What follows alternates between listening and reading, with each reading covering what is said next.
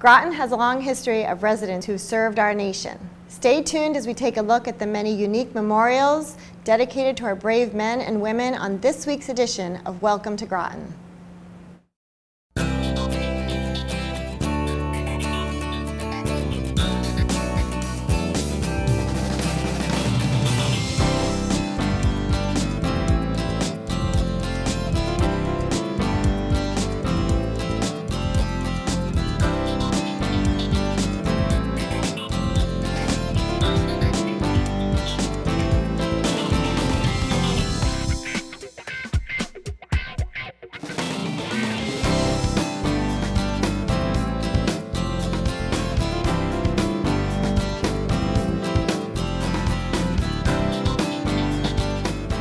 Hi, and welcome to Groton. Today we have with us town historian Jim Streeter. Thank you for coming. Thank you, Cindy. And we're going to discuss remembering our veterans. Jim, can you tell us what inspired you to write this awesome book? Well, actually, about 4 years ago, I was sitting in church with my wife, and I looked over underneath a stained window, and I saw this plaque. And I had no idea what the plaque was. So after church, I went over and looked, and it was dedicated to the members of the church that fought in World War I and World War II. So I happened to think, I said, geez, how many people have not seen this particular memorial? And how many more are out there that people, because they're so obscure, that people haven't seen? And then, of course, being a veteran and having a lot of respect for our veterans, both men and women, I said, you know, let's take a look at this. So 4 years later, we came up with that book. Wow. Well, so that you answered my next question, how long did it take you? But how about the research on that? Like, how far back and how many details did you have to go into to get all this? Well, as a historian, I know quite a bit about Groton. And I went back at least to the Revolutionary War, because that's the first one that we can account for. But then as I started entrenching myself in the project, people would relay, did you know there was a monument here? Did you know there's a memorial here? Did you know there's a plaque there? So it went on and on and on. Right. So what makes a memorial? Well, anything that's, I guess you would say, that's dedicated to someone or something as to memorialize them. Right. And of course, with Veteran Memorial, that's what they stand for. Now, they can be in the forms of statutes, plaques, parks, buildings, and other miscellaneous items. Yeah. Now, you mentioned the plaques at the church, and just again now, where can you find the plaque memorials in Groton? They are all over. Yes, you can find some in church. You can find them at Fort Griswold. You can find them inside of buildings throughout the community. They're also on monuments themselves. They'll place a plaque. One of the strangest areas I found was inside of a stone house with bars on it in Fort Trumbull, New London, that was dedicated to Groton. Oh, wow. That's amazing. Most people think of memorials as monuments and whatnot, but how many monuments do we have and statues in Groton? If you look at monuments and statues, in the book, I pointed out 25 of them. So they run the gamut. They can be just a carved granite stone that's maybe 5 feet tall, all the way up to the monument, the Groton Monument. So there are a lot of them around, and you can find them if you look for them. That's great. What is the oldest monument, memorial we have in town? Well, I think I just previously mentioned it's the Groton Monument, which was erected in 1830 for the men that lost their lives at the Battle of Fort Griswold. Okay. Do you know how many people probably are unaware of this? And I think this book is going to open that up for a lot of people. But how many people actually visit it? Is there any way of tracking that? You know, it's hard to say how many people visit, especially, you know, you have the more visible ones. You have Fort Griswold. You have the Submarine Memorial. You have Groton's Memorial right outside of this building. And especially the Submarine Memorial, you probably have thousands of visitors a year. Fort Griswold probably has 500 to 1,000 at least a year. Really? Yes. That's amazing. Yep. What town buildings are considered memorials? Well, I'll name a few. We have the William Seeley School, which we're all Okay. familiar with. It was a Right. grammar school at one time. We're now using it for recreation Yep. activities, and unfortunately we're considering know. selling it, but you know, that's economic development. So there's one. An obscured one that a lot of people aren't aware, I am, is the field house at Robert E. Fitch High School. It Oh, was named after really? a gentleman I went to high school with that was killed in Vietnam, so it's the Johnny Blunt Field House. I'm aware of the field house, but I had no idea it was a memorial. That's amazing. It is. There are other buildings in the community that are named after people, but the submarine base has many buildings that are yes. named after admirals and other servicemen in the Navy that most of them were awarded the Congressional Medal of Honor. Oh, that's awesome. So, kind of going that way, how about the bridges? What do we have about the bridges and the memorials of that? It's always interesting to talk about the bridges because I've given presentations on crossing the Thames, and we talk about the bridges. Well, the first, what we call main bridge that crossed the Thames River was called the New London Groton Bridge. Okay. And that was built in 1943. But in 1951, they changed it to the Gold Star Memorial Bridge. Okay. Gold Star, if your family had a member in the family that was killed in war, you would display a gold star in your window. Okay. If the person was at war, you'd display a blue star. So they named it specifically for the casualties from Groton, New London, and Waterford. Then in the 70s, they built the second span. And when they built the second span, the first span was the northbound.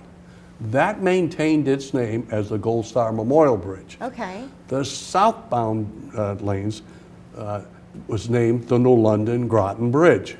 However, in 2005, they renamed the southbound bridge to the Submarine Veterans of World War II Bridge.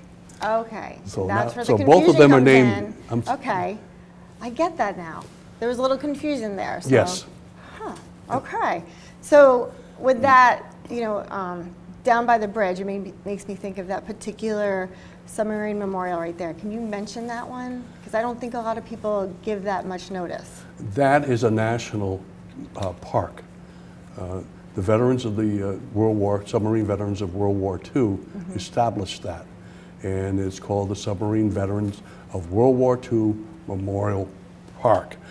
Now, there's a conning tower from a diesel submarine, which they used in World War II, from the Flasher. That is a centerpiece for the park. And then they also have what they call the Wall of Honor, where they've listed every serviceman on a submarine that has lost their life. That's awesome. And it's a beautiful, it's similar to the Vietnam Wall. It's black, it's granite, and it's just very emotional to go down there and look at Yeah, I've been down there myself, and I think it's very underrated. I think more people should take a look at it, take the time to be there. it. Yes. With that said, we also have several parks in Groton. How many of those, or which ones have been dedicated to our veterans? Well, we have one park that's pretty close to home. It's the Calvin Burrows Memorial Park. It's a Little League field off of South Road. And that was named after Calvin Burrows, who was killed in Normandy in a tank incident in Normandy. Then we have, at the submarine base, we have two baseball fields that are named after servicemen. Young and, you know, you'll have to excuse me, I can't think of the second one. So those are fields, and then, of course, we have the parks of Fort Grizzle, Okay. and then we have our Groton Memorial Park that's here. between the Senior Center and the Groton Public Library. Yeah, those are great ones. And I don't know if you get the chance, take a few minutes, come down and check them out. One more question, and then we're going to take a break. What other spots in town are considered as war or veterans memorials? What are the spots? What other spots? Well, I mean, we have so many different types of memorials. We have memorials that consist of highways, We have, of course, the buildings. Right. We have cannons up at the submarine base that are yes. memorials. And I don't want to give away the book because that's why I want to get people interested in the book. But overall, we have 105, or at least we located 105 veteran memorials and war memorials in Groton. That's amazing. 105. Yes. Wow. So we're going to talk more about the book, Remembering Our Veterans, after a quick break, and we'll be back with Jim Streeter.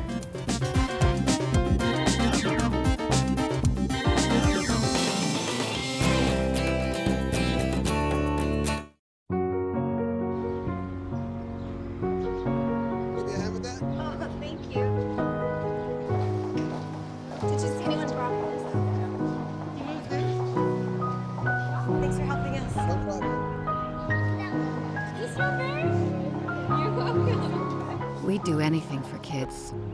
Yet 1 in 6 children in the U.S. struggle with hunger. Help end childhood hunger near you. Learn how at feedingamerica.org.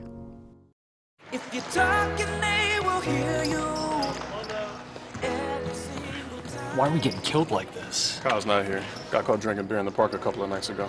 Really? Yeah, 0 tolerance. He's out for the season. Harsh. Hey, he knew not to drink. We've made that clear to all of our kids, right? No, not really. Bill, if we don't tell them what we expect and why they shouldn't drink, how are they gonna know?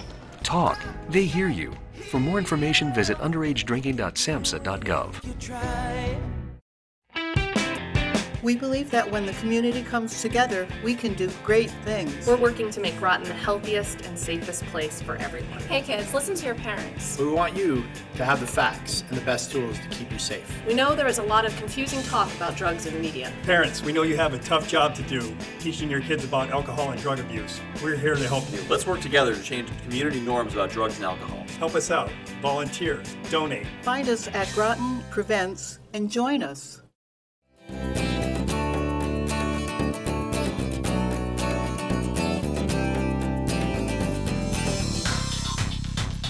Hello and welcome back to Welcome to Groton. We're here today with Jim Streeter, town historian, talking about remembering our veterans. Jim, with all this, what is the largest memorial in Groton? Well, oftentimes people think that the Groton Monument, because it's very visible.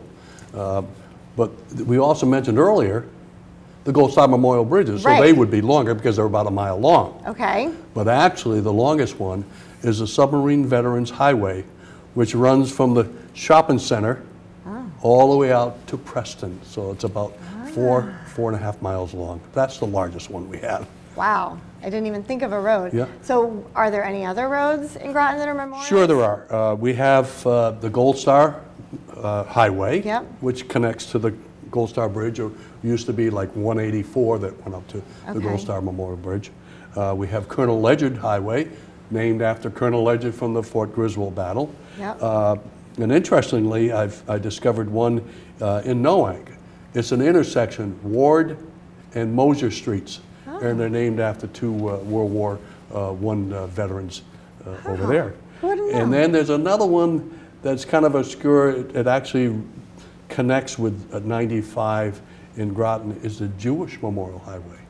And where is that? And that runs, it runs congruent with 95. So portions of highways are named after people, and that happens to be Jewish Memorial Highway, and it runs all the way out to East Line. Well, that's cool. Yeah. So talking about obscure things and not realizing this, how about, are there any other plaques, because we've talked about this before, you saw one in a church, are there plaques in other obscure places in Groton? I'd like to mention just a few, obscurity. If you ever ride down Thames Street on the way to Electric Boat, and there's the filtration plant, and there's a small parklet there where that Heritage Park boat departs from Groton to New London. There's a small gravestone down there, and people aren't aware that that gravestone, if you read it, is dedicated to the 28 prisoners of war from the Revolutionary Battle at Fort Griswold. Another one was, there's a large stained glass window at the Baptist Church on Broad Street in Groton. Okay. And years ago, they added an addition to the church, and when they did, they enclosed the stained glass window. Oh, wow. So you can't see that from the outside now. So you have to go to church. You have to go inside the church, and it's inside the walls, and they have a switch for a light, and once they turn the light on, then you can see the thing. A very obscured one that I'd like to maybe possibly approach the town on as far as moving. If you go into the town hall, and you go up to the clerk's office or to pay your taxes, as you enter that door, look to the right. There's a large bronze plaque there. It's probably 4.5, 5 feet wide by 7 feet tall that lists 405 names of veterans from World War I. 405. Very, very obscure. If you're not looking, you won't see it. Right. And most times when you're going to town hall, you're not looking. That's correct. Wow. So there's so much. It's very interesting. We talked about the Submarine Memorial earlier. Can you tell us a little more? Like, how did it become a national memorial? Of course, the Submarine Veterans Organization was initiated by members or servicemen from World War II, sailors from World War II and the submarine service. Initially, they brought back the conning tower for the flasher, and it was originally located on Route 12 at Nautilus Park. Right. They installed it there in 1964. Okay. It experienced some vandalism, and the Subvets organization had purchased some property down on Thames Street and Bridge Street, so they had that flasher memorial moved down to their national park now, and they dedicated that in 1974. So that park's been going since 1974. Then we have ours, and what I'm very proud of is the Groton Veterans Memorial Park, which again is outside between the senior center and the public library. Correct, yeah. Those are awesome. Would you say those are probably the most visited ones in town? They are. They are. I believe Fort Griswold, the Submarine Memorial, and our memorial out here. Wow.